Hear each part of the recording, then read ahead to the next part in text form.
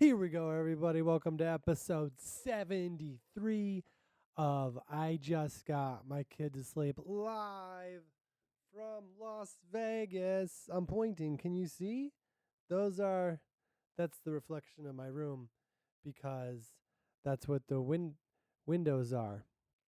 And, but you can kind of see the Vegas part too. I forgot to put my phone on. Do not disturb. I just got disturbed. You don't even know. You wouldn't even be able to tell if I didn't tell you. But I just totally I got a text. So you can text for help from the front desk, and I asked where the Wi-Fi was, and they're like, you have to go ask the front desk. Man, AI, right? If you're the front desk, then have that information, and then they just text me, was that helpful? People that are helpful don't have to ask. You know it wasn't messenger. It was a concierge, but but it wasn't a person. Because sometimes I'm texting with them thinking it's a person, and then it's like, that's a good question. We'll have to get you in line for a person. I thought it was a person. Put me in line while I'm talking to the robot. That the whole point is to talk. I can go online and do a Google robot, right? I've had 2 drinks of water already. I'm in Vegas. This is such a, I don't know if you can see it. I didn't, my son is asleep, I'm sure, but he's not here. He would sleep over there, I think. There's a couch. There's a pull-out couch, but he's not here. I don't think I'd do the podcast while he was sleeping. It would be hard to do this podcast in a studio apartment. Welcome to I Just Got My Kid to Sleep. Sorry, I didn't get him to sleep yet. Hold on. Welcome to Dad, it's morning. No, that's just the street light. Oh, it is morning. That was a little sketch, a little film, a little short video film of what was going on in my brain. I keep looking. So I record this on my camera and I can see my face right here. I'm looking at my face. Now I'm looking at the camera right here. You can probably tell the difference. I just don't know. Is it green dot? Are you the green dot? Hi, green dot. Hi. I'll talk to you. But as you can see, we got a little bit of a view, and it's a really nice. It looks like it's reflective, but here's something that you might not know. Travel tip: if it looks reflective from the inside, don't assume that people can't see in. Go outside and see if you can see in, because I feel like it's not all not all rectangles are squares, and not all reflective mirrors on the inside are also outside. That happened, I feel like, one time at least. But I think these are, I think, I don't know. I feel like this is like a real late night studio, except I got a real backdrop, not a fake one. When I was a little kid, I got.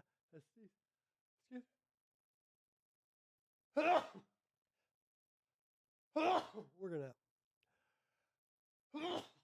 Can we edit that out? That we can't. I'm talking to myself. That's the comment. So when I was a little kid, I feel like another cough thing. When I was a little kid, coughs are weird, huh? Water will help. Coughs are kind of like being like, the air's around me now isn't good enough. But you gotta scream it, right? Oh no, did I keep it? I bumped something. Okay. The air around me is not good enough. My son has a dog now, and not at my house. He has 2 parents, co-parents. Just how he drew it up, and they adopted a dog recently.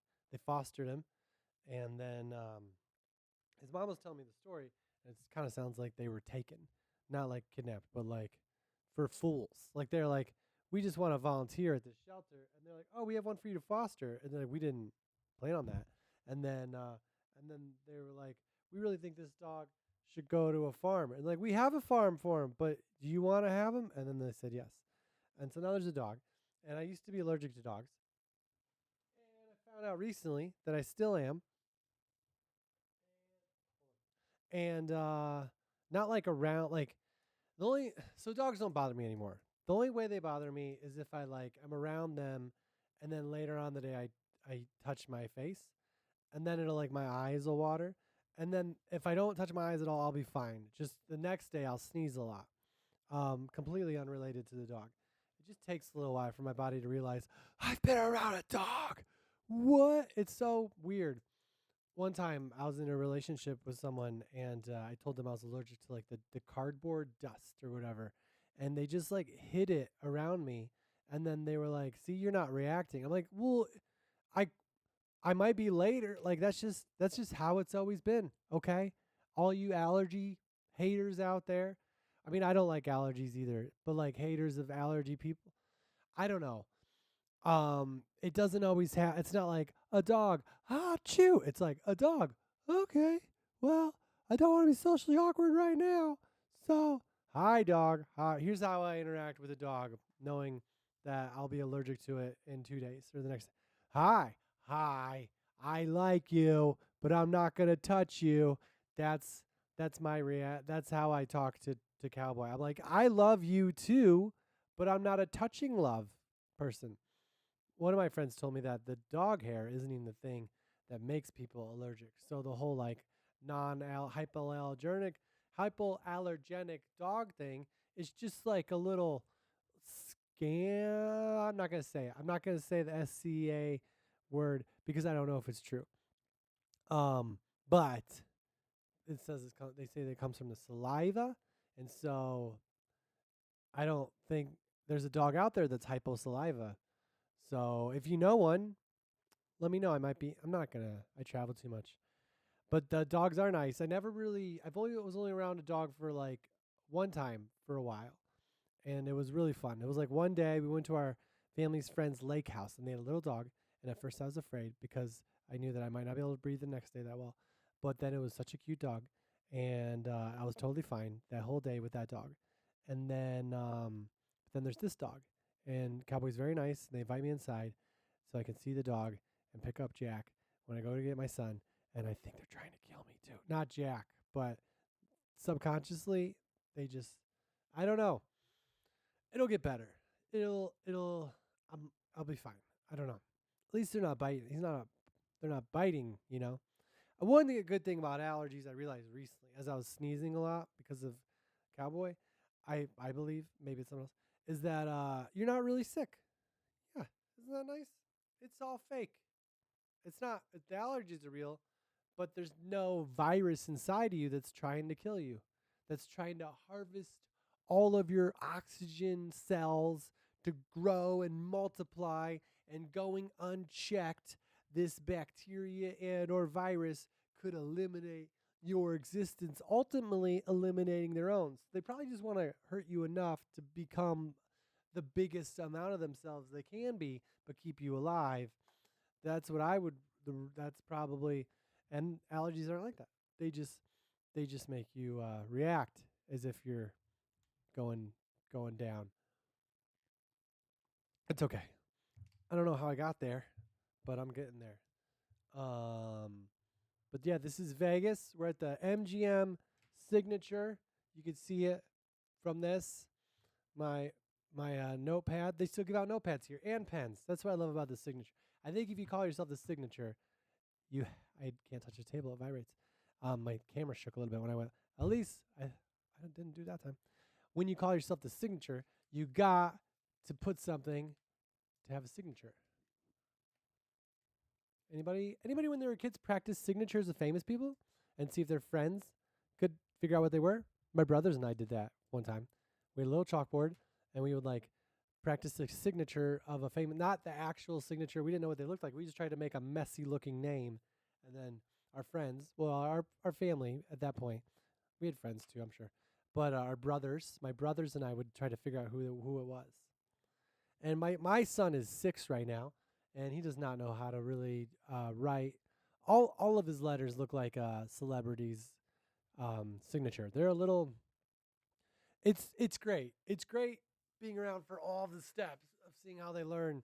When your kid starts walking, it's beautiful and it's amazing, and you should enjoy that. But also know he's gonna do that with everything you already know how to do. So strap in for that ride, he's not gonna know how to do anything unless he's, I don't know. Maybe some kids know. But we're at the signature. There's 3 towers, so I didn't tell everyone where I lived.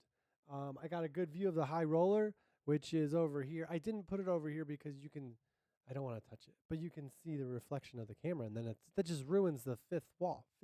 Fourth, one, two, three, fourth wall. And the high roller is the biggest Ferris wheel ever when I went on it, which was a long time ago, probably like almost 10 years ago. But it was cool then, and it's cool now. It's like a little bar that goes around, but you don't have to drink. But you don't need a designated driver. Someone else rides the thing. And and so you're in there, and I always thought when I was up there about like worst case scenario, if someone was getting hurt, no one could. I guess you could like press the button and get help. I don't know. I just enclosed spaces. But when I've been on it, no one's tried to like harm anybody. So that's something when you ride the high roller, there's been no like physical assaults. So people just get excited. They take pictures for a while. You're at the top, and you could see out. And a family coming in. I might talk them into that. I really like activities, but I realized recently that you don't have to do activities. But when you're in Vegas or somewhere like where you're just in a hotel, sometimes activities are a good way to get out, right? We all know that. Let's cover more topics that are obvious. I can see the Win sign. Have you ever been to the Win? I heard that's a nice one. The comedians that work the Win are like famous. Um, Not that I'm not up there. We have viewers, watchers. I'm at Brad Garrett's comedy, which is the. Here's what I love about. I'm at Brad Garrett's Comedy Club at the MGM. So Brad Garrett's Comedy Club, it's so warm. I've only worked there a handful of times, and I feel like everybody is like a family, like a or like a good like a person who care. Like there's a lot of care, you know, and I feel like I could just work there every day and night and just be around the people. And the crowds are good. And if you're in Vegas, go to the Brad Garrett's Comedy Club. Brad, if he's headlining, the tickets are a little more, and he's Brad Garrett. But also our comedy, he's a little dirtier. Just a heads up. It's not bad. It's funny, but I know that some people that listen to this like a clean show, and I think he would agree that it's not a clean show. But he's a very nice man. He always meets people's family when they're in town. So if you're here, you could say that you're my family.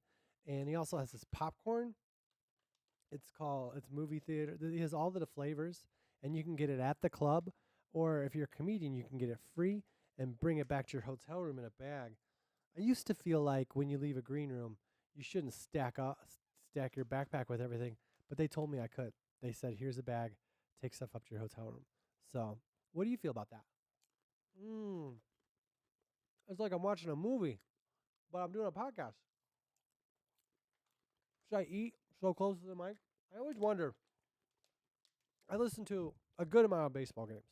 And I feel like, for what I think the popularity of baseball is, listening to it, I feel like I'm the upper 50% for sure, maybe 20 of people that listen to baseball games. I like to listen to different announcers, different teams. I like my favorite teams. Yeah, I got more than one. So, what are you gonna do? I know there's some people out there like one team your whole life. Really? I don't think those are real baseball fans. Because if you're a baseball fan and you grew up a fan of a team and you went to that game and that team and then you moved and the only way you can see baseball live is to go see another team, what are you just going to sit there and be angry when they win? Just be like, oh, like look at it like a painting? Oh, I like that. No, you're going to cheer. You're going to be happy. You're going to go Dodgers. I'm not ashamed. I don't, I've, if my parents have been together my whole life, but my sports teams have been separated off and on. I can't eat this popcorn the whole episode, right? One thing you should do while you listen to the episode is get Brad Garrett's Comedy Club, movie theater popcorn. You can order it when you go to the club. That it looks like it's online too, but I don't know where. It says like, no, I don't know. Mm. Oh, so good. I skipped dinner. I didn't skip dinner. I don't skip dinner. I want to do the podcast first because I feel like dinner is like something you do after work. Not that this feels like too much of work. Where was I? So I love the comedy club. The people there. The people are what? Michael, what makes it good? The people.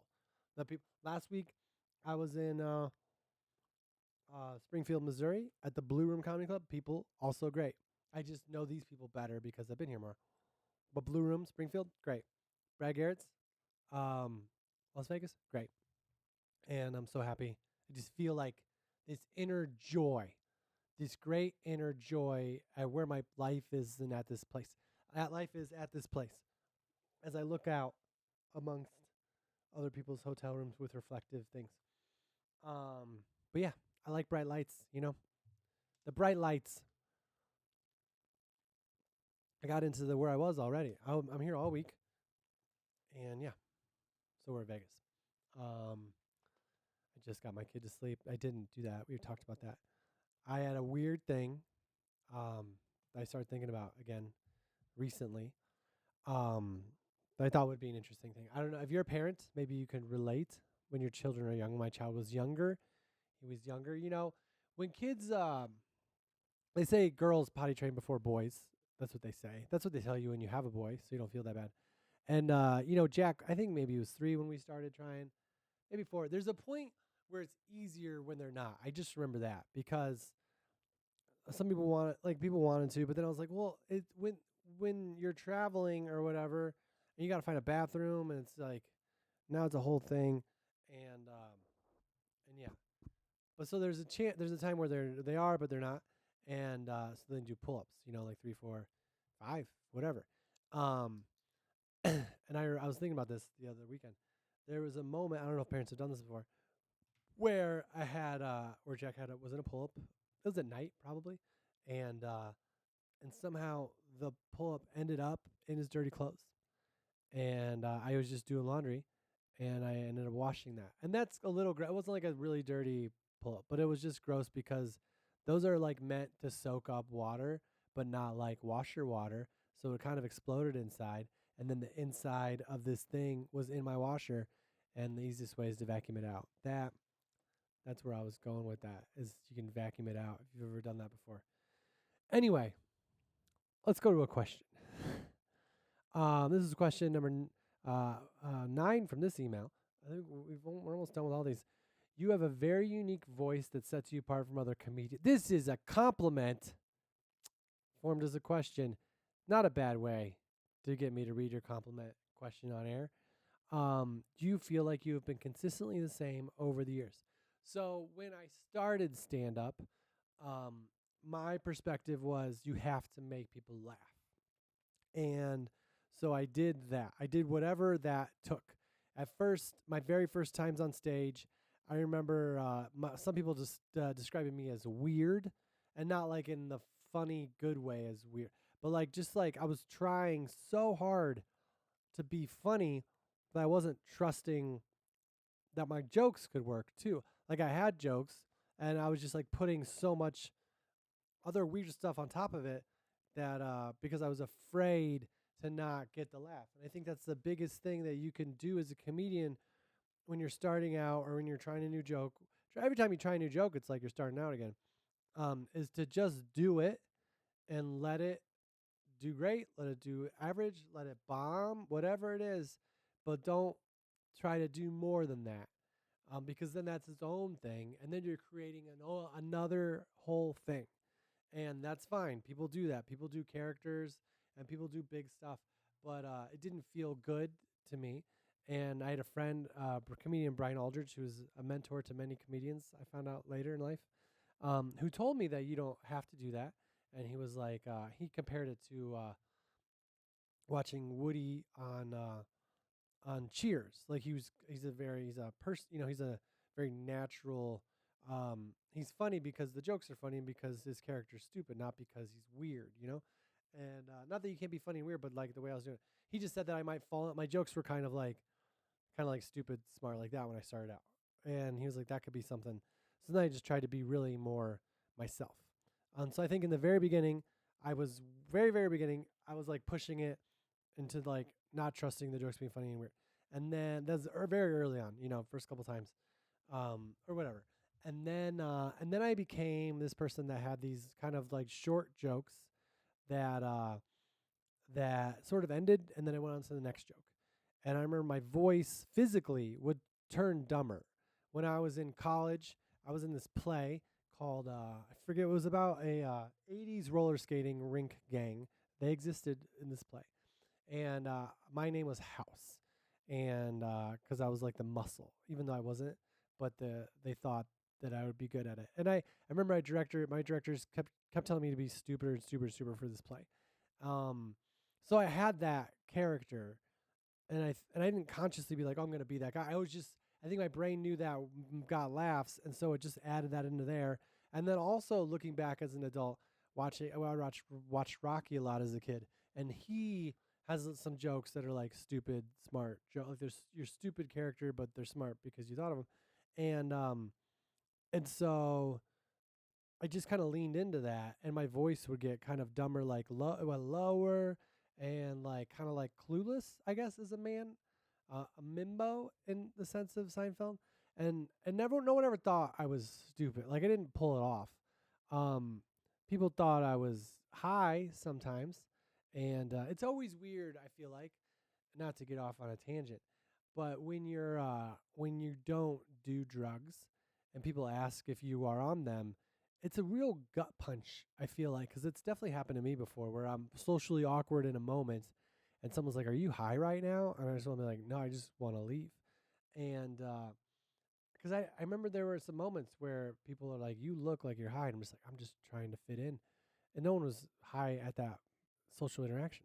I just didn't know how to just be. Anyway, um, so on stage, I felt like to build up these jokes that are about a stupid character, but they're smart because you have to be smart. I felt like if I don't think it was a conscious thing either. It just felt natural to talk a little dumber, if that made sense. And none of these choices were what I liked. They were all kind of made out of fear, plus reinforced by the success that I got them. Like when I was like super weird, I would at least get some recognition because that was like a weird way of delivering a joke. And then also I think the biggest thing to think about when you're starting out comedy, not that this turns into like a lecture about that, is you don't know how to do stand up. And that's totally fine. That's 100% normal. Like you hear like Dave Chappelle started when he was 15. He would just go up and talk about his day. Like Jay Leno said one time that you just got to go up and just get used to talking. So you don't. I think one of the keys when you start as a stand-up, like you want to get laughs, you want to have good jokes, you want to get better, but you don't have to put that pressure to have everything because I feel like it's impossible to have that pressure and do it. Um, so you're gonna feel into it. It's just gonna come out when it comes out. And I feel like part of it was like, oh, people laugh when when I have this stupid joke. It's not stupid. It's a smart joke, but I'm kind of stupid when I do it. Um, and uh, and I feel like if I talk like this, that sounds more stupid. So I'm gonna do like that. And it wasn't even like a big choice. It was just like I felt comfortable saying things like that. And I remember that was like the first um I don't know how many years of my career. At least that one lasted the longest. That was probably like the weirdness was kind of over quick. That first phase, like I had to make a choice kind of to get out of it. Um, and you're always kind of growing your voice because you're always growing as a person. And I found when you go up on stage, if you do a new joke first, that's the best way to sort of fall into like who you are and like who you might stand for and how you say things and feel when you're not trying to make people laugh. You just have this idea. Like in the book I read, like stand up comedy, the book, I think they talk about when you're on stage, you're not trying to make people laugh. You're just trying to communicate an idea. So if you have a new thing that you're saying, you have your best chance of being just communicating an idea because you don't know where the jokes are going to, laughs are even going to come or if they're going to come. Anyway, I had this moment, I had a lot of success. I got live at Gotham on Comedy Central. And if you watch it, it's on YouTube. It'll sound different. Um, and I did those jokes later on my dry bar, and I didn't have to sound like that, and I felt like it was better. I was also younger, so maybe that's just how I sounded when I was younger, and I was probably stupid. So, but there was a point where I got to do the Late Show with David Letterman. I did my set, and I've done these jokes over and over again. And then I got called in to audition for the Planes movie. I had some stuff with Disney TV animation, just like sort of workshop type stuff to learn how to do voice acting or writing, and but it was like a free thing, invited thing, and they wanted to cast me as one of the planes in the Planes movie, and they played my Letterman, and they're like, we want him to sound like this, and it wasn't how I was talking right now, and I couldn't do it. Like I could do it for my jokes because I knew where the laugh was, or I knew where the joke was, and I knew just how to do it, but the lines didn't make sense in the same way. For some reason, I just couldn't do it. I never got the job. Maybe that wasn't why I didn't get the job, but that stuck with me. And then when I did Last Comic Standing the first time, I did all old jokes because I knew you had to make it through all the rounds. And those old jokes just came out like that. And maybe this is like a subtle thing that you wouldn't notice, but I mean, one of the judges was basically like, this is why you're not moving on, is because you don't sound like that. Which, if you don't want to do this as a comedian, you don't have to sound like you on stage. But now that I hear it in me, I can't stop hearing it. I hear it in other people.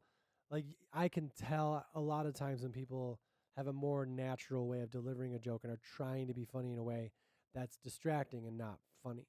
Um, like there's some comedians that'll do a joke and their voice gets rougher, and like they don't care and they're rough, and I feel like it's put on, and I don't believe it, and it's just something they're saying because they're doing it because they're trying to get the laugh and they're a little nervous. It's very subtle, and probably not even worth worrying about, because you'll hopefully grow out of it. But I feel like there was another moment. This is, we'll get to all the moments. And then used to go to the Flappers Comedy Club in Burbank a good amount because their open mic was run pretty well. And comedians go to open mics their whole careers, basically. Like, if they want to. Like, you don't have to. I don't go as much now. But you can always go, right? And I was in LA, and that was a good way to get on, and you can try out some new stuff. And then the guy that ran it, Dave Reintz, he would give you kind of feedback. And he was nice, and he knew I was like I'd been doing it a while or whatever. But he was like talking about my jokes, and then I was talking to him, and he's like, "No, that's how you talk." And I feel like that was the that was a big turning point. All those, all of those individually were big turning points. Um, no, because like they all turned the same way, but it was like learning the lesson of being yourself and how no one else can do that really but you, and how also that's not going to distract from the joke. And for me also, I know if I want to do like a joke that's I'm stupid but the joke is smart, I shouldn't keep saying my jokes are smart.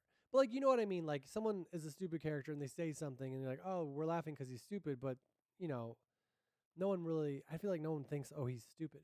They think he's high. I don't know. Or sees the world differently. Maybe not a lot of common sense. Anyway, I feel like you I I felt like more trapped. But when I'm me, I know that I can do that forever. And I think as a comedian, that's a good goal to have, is like finding your place as a creator, as a stand up of someone that you can be forever. And it's always gonna be you. Like the question said that I have a very unique voice. Like I don't hear it because this is just I try to be as closest to myself on stage.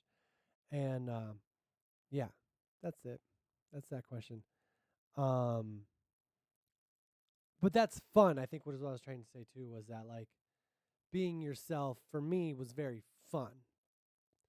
And the other stuff felt like a little bit of a lie. Now, if you're doing sketch or improv or an actor, you might take one of those things I was doing and be like, well, this isn't me anymore. Even though there's a sense of like acting like it is you, which is like a little couple differences, and that might make more sense. You know what I mean?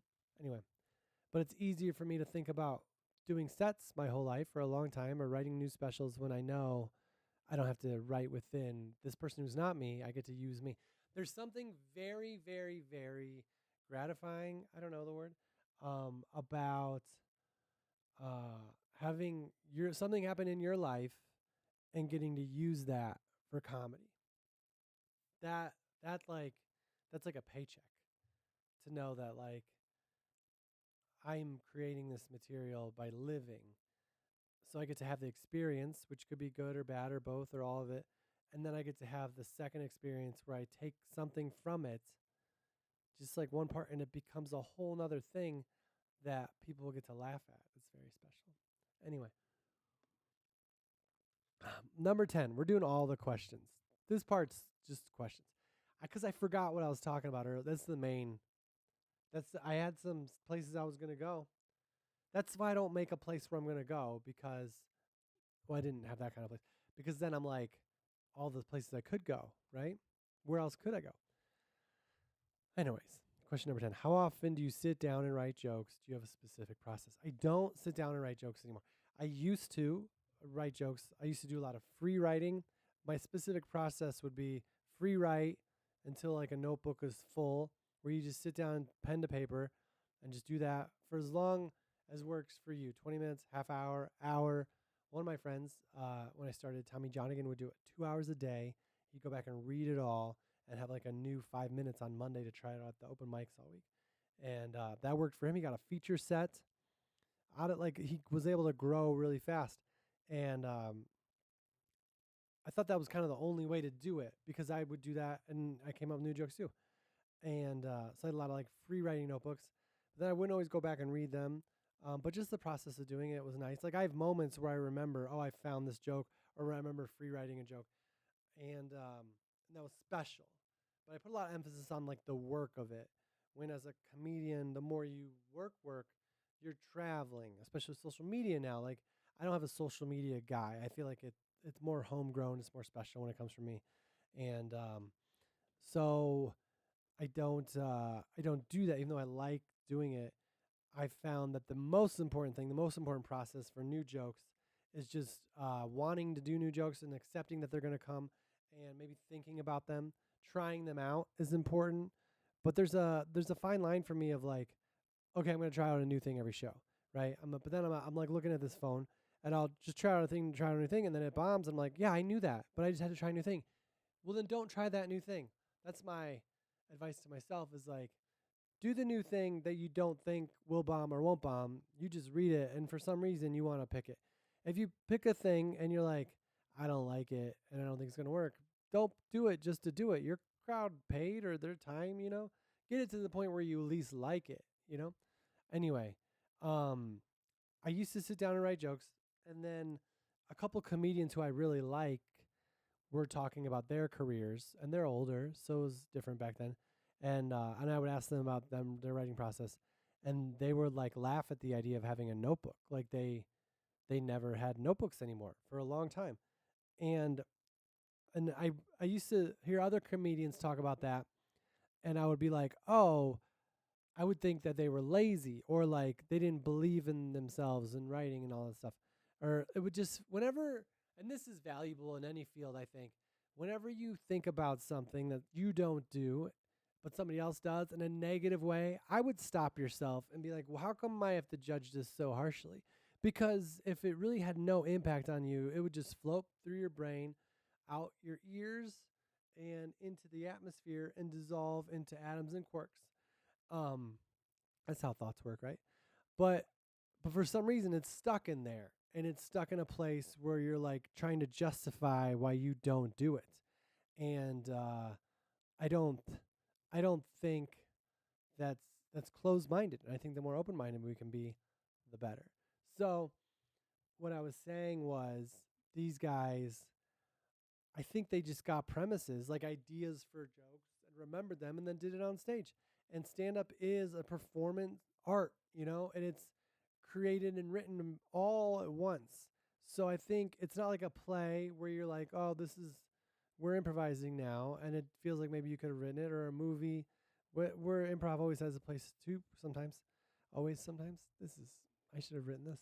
But I feel like there's a value to just trying it out on stage whenever you have a thought and going into it more and more and more and more. But if I wasn't a dad and I had like an office hours schedule, I would free write and then go back and read it and then try stuff out on stage that I liked that stood out, or just stood out to me. Like it just stood out. It just that stood out to me. I'm gonna go on stage and see why that stood out to me. Because going on stage like this is funny. It's like, well, probably some of my best jokes that have gotten the most like response in person or online have come from like this joke part I thought of and wrote. And then the part that's really, really funny was something I just came up with on stage. Because when you're on stage writing or thinking, your brain is sort of like in this like mode where it's rewarded instantly for coming up with stuff. Like if you're sitting down and writing, there's not a lot of reward for coming up with a really good joke. There's a reward for sitting there because you're like, I did this. There's a reward for like writing things out on the page because it looks full, but there's no reward for something that makes someone laugh. So you're putting yourself in a situation where you don't get a reward for doing that thing. You get a reward just for filling your notebook, for having thoughts, for coming up. But when you're on stage and your brain knows that if you say something new and funny, you're gonna go crazy with endorphins. That is when some stuff comes out because it's like you're kind of backed into a corner. And yeah, so I do a lot of that.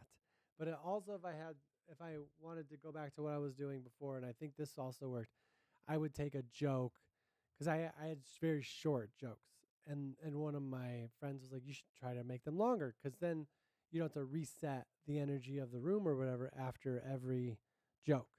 And I was like, okay, so I would take the part of the joke that was working the most and I would write it. And then I would just free write a bunch of tags that could come after it for like 45 minutes, 2 times. And then, or maybe just like it would just turn into sort of this expansion of this part of this joke. And then I'll go back and read it and highlight it and just find so many more parts of that joke. And that was really helpful too, because not every joke on stage should be 5, 10 minutes long or whatever. But if you try to make it that long, you might find some stuff that might be better than your original premise or original joke even, or a good addition to it. And so maybe I should try to do that more. I don't know. That's it. Those are all the questions. So I guess I'm not done. This week I'm in Vegas. Next week I will be in Kearney, Nebraska. Kearney, Nebraska. This is my third time in Kearney, and I feel like every time I go back there, I become more of a Kearneyite. I feel like if you live in Kearney, Nebraska, you're just a Kearney. And then I'll be in Kansas City, Missouri next weekend, Friday, Saturday, and Sunday. Not this weekend, next weekend. And I might try to go to a Royals game if they're in town. I haven't checked that out yet. And then, yeah, and at the end of the month, I'm in like Irvine, California, and Ontario, California. But yeah, that's that part. Another question I got earlier was to ask Jack, my son, if he could be like me for a day, if he could be like the dad or maybe the grown up for the day, what would he do? And I haven't asked him yet because I just feel like it gives him too much power.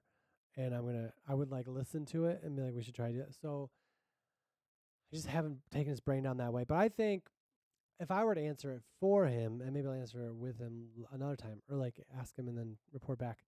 I think if he could do whatever he wanted, like if he was the dad, he would talk. He would first talk about the food that he was going to eat and all the sweets he would have. He's pretty good about not eating too much of that.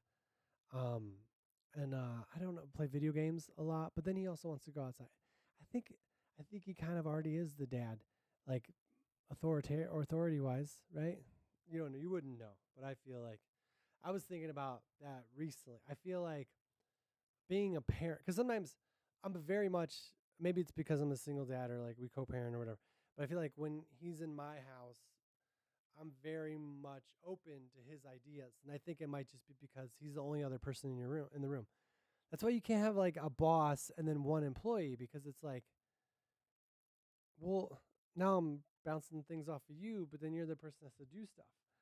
So like, sometimes it works because he's very, in my opinion, aligned with what we want to do, with what is best for all of us. And then sometimes it's not. Sometimes his ideas are just like I picked him up for school one time and it was 3 o'clock and he was like, I want to go to Disneyland. I'm like, and I've told him a couple times, like, dude, that costs like a lot of money and it's already 3 o'clock. They closed at 10. We just lost our whole day. I'm not gonna make you skip school, but that's not, and I guess not as big of an idea. It's easy to shoot down, but there are some ideas that lead to other things. Like usually him just trying to stay up late, and then I gotta wake him up early, and I just feel like I failed as a parent. And then I realized like being a parent is like the only job where you can fail a lot and still have your job. Like you can really bomb for a while. Like as long as you're showing up and being with the kid and doing your best, like no one's gonna be like, I don't think you have it, you know? As a parent, you never get to not have it. You never get to be like, well, he's just not a good parent. You're just the parent. You can be not a good parent but you still are the parent as long as you're there, right? Like I feel like if you're bad at your job and you blow a sales call or something or lose the company money, like you might get called in the office and be put on probation or fired. But as a parent, if my kid ends up not falling asleep until too late and he has to wake up early and he wakes up tired and I go in there and like, hey, I'm so sorry. I don't know if I should do this thing. And they're like, no, you're still hired. You did a great job. Let's eat candy for breakfast. Like, no, this is what I'm talking about. No more of that. I only gave him candy for breakfast one time. It wasn't like this is what we're doing. It was like I made him breakfast. Okay. Okay. Okay, judge. And and then he was like, "Can I have candy?" Cuz I think he was pushing his boundaries. And a lot of parents in that situation would be like, "This is my chance. This is my time to be like, "No. No. No." But think about it, parents. Just think about candy for breakfast. Is your kid never going to have candy? Chances are, if they live in America where we celebrate Halloween and Christmas and Easter and Valentine's Day, a lot of Christian holidays, but I'm sure the other religions have them too. Any of these things, there's like candy built in. Are you never going to take them to a bank or like get a haircut? Go to Trader Joe's. They're like, "Can I give your kid a lollipop?" Yeah, because you asked it loudly in front of him. You want to make me the bad guy? You want to make me the bad guy? I get why you're doing it, Trader Joe's. You want dad to be like me. Let's go to the grocery store. And I start to drive to Whole Foods. And my son's like, no, I want a lollipop. And Trader Joe's does have some good stuff. Um, but yeah, I made him food and he wanted candy for breakfast. And I was like, well, if he's going to have it in his life, right? If this is going to be a sometime thing, not an all the time thing, I'm not going to have it out. But if I'm going to allow them that, well, what better time of the day or age in your life to have it than as a child in the morning? You give it to him at night, he's up, he's not sleeping. In the morning, he'll burn it off. But that's not what they still crash and get cranky. Don't do it. It's not worth it. Do not give your kid candy for breakfast. Stick with a donut or something like that. My friend was very nice, and I would worry about talking about this, but I don't think she listens. I had a friend visit from out of town from college, and she doesn't have kids, which is totally fine. But she asked questions that made me be like, oh yeah, you don't like. She was like, would you want to go get dinner? And it was like it was dark already, and I was like, I've learned that if I bring Jack out to dinner, and it's nighttime, we're gonna come home and he's gonna want to eat dinner again, and just to stay up later. So I was like, I'll just make dinner. And so she was really nice, and she went to the store and she brought over some chocolate chip muffins for the morning. And I was like, they look so good. But I knew in the morning I could not eat one in front of my son because then he would want one. And chocolate, not all kids, but chocolate in my kid is like, if there was one that was close to a drug, that would be, is chocolate a drug? I don't know. Anyway, you don't have to worry about your kid being kidnapped if you give your kid candy because that's not out there anymore, right? Maybe you still do have to worry about it. Don't let your kid be kidnapped. But like the old thing of like, you want some candy, your kid would just be like, no, my dad, we had candy for breakfast. Get out of here. Anyway, what was the other thing I was thinking about? We were playing video games. It's another dad observation. And I don't know, have you played video games, everybody? Remember the Nintendo Wii? So like while I do sort of very agreeable as a parent, one thing I've stood strong on is we do not own a Switch. We do not own iPads, and my son has very, very little amount of time with my phone. Like, in order for my son to be using my phone. Basically, we have to be doing something that I want to do, and I feel bad because I'm going to get a lot more out of it than he will. Like we're driving to a Dodger game and we're stuck in traffic. He's 6. You know, he says he wants to go, but it's just we could have just had ice cream at home, you know. So that's what we'll do. But it's very I've stayed firm. We do outside activities or we play video games together or board games or toys or whatever. So we have a Nintendo Wii from an old roommate and Jack I don't think he's addicted, but he gets a little bit. We're playing Super Mario Brothers Wii, which is a fun game for a grown up, right? It's weird playing these games with my son because we'll play until we get to like beat a certain part. He doesn't say that, but I can't stop until I do.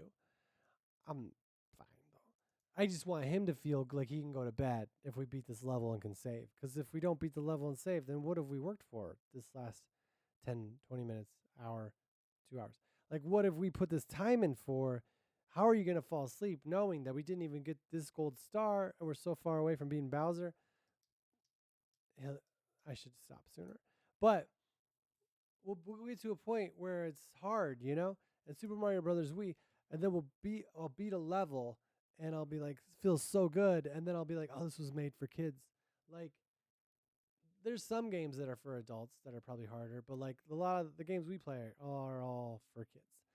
Anyway, so we'll play Super Mario Brothers Wii, which for me is very fun. Jack gets very frustrated sometimes. He loves it, but sometimes he'll be like, something will happen, right? In Super Mario Brothers Wii, there's a power up, which I didn't know they were called power ups, but where you can get this mushroom with a little thing on its hat, like a thing that's been a propeller hat, and you do that, and then you can sort of press a button, and it'll fly like a propeller through the air, and you'll be a propeller Mario or Luigi or Toad or I don't know, I think Princess is captured right now, and then you'll fall, and then you'll hit it again, and you'll fly. It's a great way to get through a level if you can hold on to it.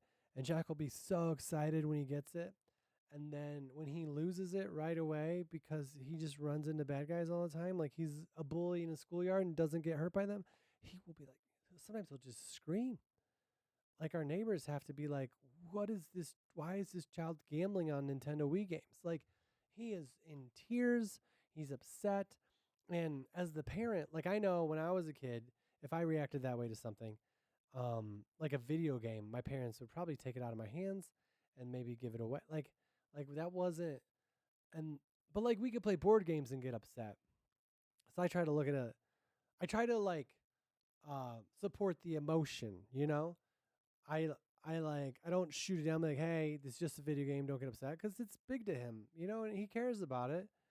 So why is that wrong to get upset, you know? But the screaming is a little loud. So what I do is I look at him, like, uh, like is everything okay? And then I realize that everything is okay, and then I hope I give that to him in my brain, like, ah, ah, and then I look at him like, oh, is something wrong? Oh, everything's okay, and it doesn't usually fix it, but it's a work in progress, you know. It's new material as a parent, and but my whole time I'm thinking, where does he get like? I used to think he was like tired or had candy, but then it would just happen when he was well rested sometimes, or like just, and I was like, where, why, how can he feel that way? Like it's so clear he just ran into the guy. Don't run into the guy, but like, how can he feel that way about this thing? Like, and express it as if someone just stole his house. And then we'll get to the point where the game where like we got to go to bed, and he's like, "You just beat it, Dad," and then I'll beat it, and it'll take me a couple times, and when I don't beat it, I'll I'll be like, like I won't actually swear, but I'll use all the first letters, and I'll like lean forward, and I'll want to spike the controller, but I won't. But I'll do this, and then maybe I'll hit the couch, and I'm like, oh, I think that's where he gets it. Um, and not necessarily because he gets it for me, but I think that's what makes a good game. Here's the difference, though. Like, because I've been playing more video games. Because so I have my son who wants to play a video game, and I spend time with him. Because if you don't spend your time with your kid while they're playing video games, then that's screen time, and that's minimal. They should be allowed. I went a lot of places in this podcast that kind of went all over the place. I think it's just all the bright lights. Anyway, I that man, I was I don't. So I think that when I play a board game and I get upset, it's like a fun social upset because I'm losing to a person, right? And part of me knows that if they're a friend, I can or a loved one, then I can be upset because chances are I've beaten them at some point too, and they've gotten upset, or they'll beat me again in the future, or I'll have a chance to beat them again, and it's about a relationship, and so that doesn't feel bad. But when I'm playing a video game with my son against Bowser, and I get upset, I just feel like in order for a video game to not just be screen time, I need a real human to have not hatred, but like some sort of back and forth with emotionally. Like if I'm playing a football video game against my brother, that feels like we're building a relationship, even though it could be tumultuous and based off of, you know, a last second play like they always are in Tecmo Super Bowl. It seems like. But like when I'm just losing to a computer that's not even hooked up to the internet right now, and it's my goal to collect these stars to unlock this thing that no, like I pay rent. That's good. I should just feel good. That's what it is. I should just feel good that I can pay rent. I shouldn't feel like I have to unlock a thing. Like I'll play video games with my son and then I'll be like, well, that was work video games. And then before I go to bed, sometimes I'll play like an old one that I haven't beaten, like Castlevania, and I'll be like, put some time in on that. And then later, I'm like, why did I could have. It's like gambling, but I don't lose money. I just lose a little bit of my like adult self. You know, I don't know. It's fun, but also the emotions don't have a place to land. They're just sitting here. Anyways, I'll be more positive about it. Oh, this was funny. I don't know if I should share it like that. My apartment's getting a lot cleaner, as you might have known from the podcast before about them spraying Lysol into the vents. It still smells like Lysol. How do you get rid of Lysol? I need more people in my building to smoke pot. I don't smoke, but that's what it smelled like. And then to fix it, they just covered it with a bacteria killer. You need some bacterias. Anyway, my apartment feels very clean. I feel like I've put a lot of effort into making it clean. And I saw this little black speck on the ground recently. Like I thought it was like part of a sock. You know how when you wear socks for the first time and they're like not a white sock, it's just like a dark blue or a black or whatever. And then you take it off, it's just like your whole leg is blue, and you're like, what did I do? Do I have deep vein thrombosis? I don't even know what that is, but I heard about it during a commercial. That's why I don't watch commercials. And it's just the fuzz, you know. And so I saw this part that I was like, maybe that's just fuzz from like sock or something. And I was eating with Jack, and we still sit on the floor because that's where he likes to sit. He has a chair. I sit on the floor. And I was like, I'm gonna throw that little fuzz away. So we finish eating, and I walk over and I pick up this little piece of fuzz, and it jumps out of my hand because it's an insect. And I screamed very loud, and it felt good. It wasn't like a video. It was like, ah! And then Jack just laughed. And when I used to have interactions with bugs, and I'd be like, like they were gonna. I knew they wouldn't hurt me, but I felt like maybe my place might be bad because I didn't clean a lot. But I've been cleaning more, and then I got a thing and I captured it and brought it outside. But I thought that was a funny thing. All right, this has been my podcast. I just got my kid to sleep. Thank you for listening live from my Las Vegas studio. I appreciate you listening.